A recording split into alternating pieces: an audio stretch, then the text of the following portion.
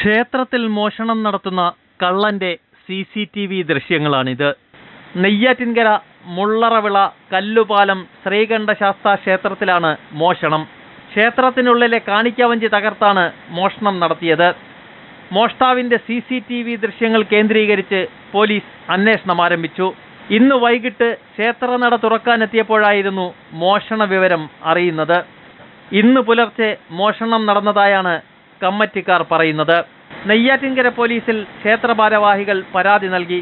കള്ളന്റെ ദൃശ്യങ്ങൾ CCTVയിൽ പതിഞ്ഞതോടെ CCTV ദൃശ്യങ്ങൾ കേന്ദ്രീകരിച്ച് പോലീസ് അന്വേഷണവും ആരംഭിച്ചു.